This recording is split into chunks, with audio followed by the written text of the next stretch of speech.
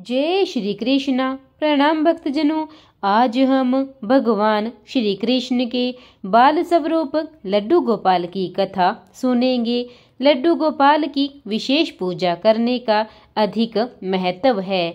धार्मिक मान्यता है कि सच्चे मन से लड्डू गोपाल की उपासना करने से घर में सुख समृद्धि का आगमन होता है। साथ ही जातक की सभी मनोकामनाएं भी पूरी होती है। भगवान श्री कृष्ण को कई नामों से पुकारा जाता है, जैसे कि कन्हैया, बाल गोपाल, गोपाला, मुरलीधर, नंदलाला, कान्हा और लड्डू गोपाल। क्या आपको पता है कि आखिर भगवान श्री कृष्ण का नाम लड्डू गोपाल कैसे पड़ा? अगर नहीं पता तो आइए इस कथा से मैं आपको विस्तार पूर्वक बताती हूँ। पौराणिक कथा के अनुसार प्राचीन समय में भगवान श्री कृष्ण के परम भक्त कुंभन दास थे। उनका एक पुत्र रघुनंदन था। कुंभन दास भगवान श्री कृष्ण की भक्ति में अधिक लीन रहते थे और वह प्रभु को छोड़कर कभी भी कहीं भी नहीं जाते थे। एक बार उन्हें वृंदावन से भागवत करने का न्योता आया। कुंभन दास ने न्योता को स्वीकार करने से पहले मना कर दिया, लेकिन लोगों के द्वारा जोर देने पर वे मान गए। कुंभन दास ने सोचा कि भगवान की सेवा की तैयारी करके जाएंगे और कथा करने के बाद लौट आएंगे।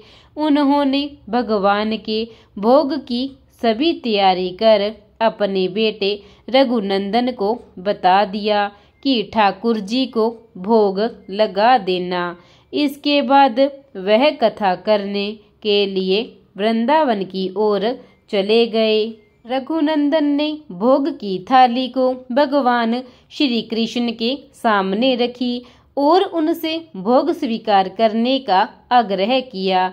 रघुनंदन के मन में ये छवि थी कि प्रभु अपने हाथों से भोजन करेंगे, लेकिन ऐसा नहीं हुआ। बहुत देर तक इंतजार करने के बाद थाली में भोग रखा रहा तो रघुनंदन ने पुकारा कि ठाकुर जी आओ और भोग लगाओ।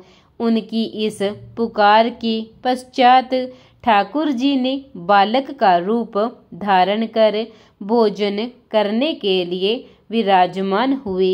जब कुंभन दास भागवत करके घर आए तो रघुनंदन से प्रसाद मांगा तो उन्हें कहा कि ठाकुर जी ने सारा भोजन खा लिया। कुंभन दास को लगा कि उसको भूख लगी होगी तो उसने ही सारा भोजन ग्रहण कर लिया होगा, लेकिन अब ये रोजाना होने लगा।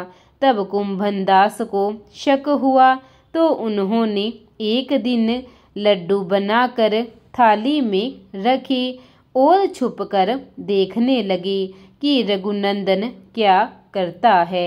रघुनंदन ने लड्डुओं से भरी थाली को ठाकुर जी के सामने रखी तो उन्होंने बालक का रूप धारण कर लड्डू ग्रहण करने लगे। ये दृश्य कुंभन दास छुपकर देख रहा था। जब ठाकुर जी बालक के रूप में प्रकट हुए तो तभी कुंभन दास भागता हुआ आया और प्रभु के चरणों में लेटकर विनती करने लगे।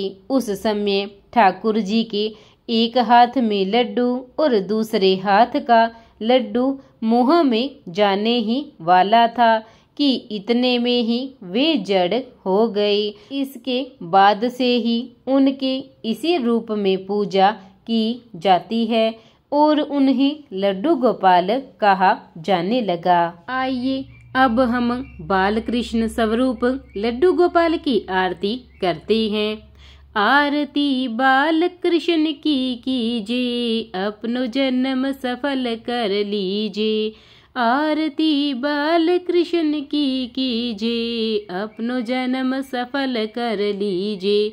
श्री यशोदा को परम दुलारो, बाबा की अखियन को तारो। गोपियन के प्राणन से प्यारो, इन पर प्राण न्यौछावर कीजे। आरती बाल कृष्ण की कीजे, अपनो जन्म सफल कर लीजे। आरती बाल कृष्ण की कीजे, अपनो जन्म सफल कर लीजे। बलदाऊ के छोटे भैया, कनुआ कहीं कहीं बोले मैया। परम मुदित मन लेत बलैया, अपना सर बस इनको दीजे। आरती बाल कृष्ण की कीजे, अपनो जन्म सफल कर लीजे। आरती बाल कृष्ण की कीजे, अपनो जन्म सफल कर लीजे। श्री राधा वर कुंवर कन्हैया, ब्रज जन को नवनीत खवैया। देखत ही मन लेत चुरैया, यह छवि नैनन में भर लीजे। आरती बाल कृष्ण की कीजे, अपनो जन्म सफल कर लीजे। आरती बाल कृष्ण की कीजे, अपनो जन्म सफल कर लीजे। तोतली बोलन मधुर सुहावे, सखन मध्य खेलत सुख पावे। सोई सुकृति जो इनको ध्यावे, अब इनको अपनो कर लीजे। आरती बाल कृष्ण की कीजे, अपनो जन्म सफल कर लीजे। आरती बाल कृष्ण की कीजे, अपनो जन्म सफल कर लीजे। प्रेम से बोलिए जय श्री कृष्णा। लड्डू गोपाल की जय। प्रिय भक्तजनों, अगर आप सबके भी घर पर लड्डू गोपाल है तो आप भी उनकी सेवा कीजिए। और लड्डू गोपाल की सेवा करने से सुख समृद्धि आती है, निसंतान को संतान की प्राप्ति होती है। इसलिए सभी को लड्डू गोपाल की सेवा अवश्य करनी चाहिए। और साथ ही अगर आपको मेरी यह कथा अच्छी लगी हो तो कथा को लाइक कीजिए, शेयर कीजिए और कमेंट में जय श्री कृष्णा अवश्य बोलिए। और अगर आप मेरे चैनल पर नए हैं तो चैनल को सब्सक्राइब करना ना भूलें, ताकि नित्य मेरी सभी कथाएं सर्वप्रथम आप तक पहुंचती रहे। प्रेम से बोलिए जय श्री कृष्णा। लड्डू गोपाल की जय, राधा रानी की जय। धन्यवाद।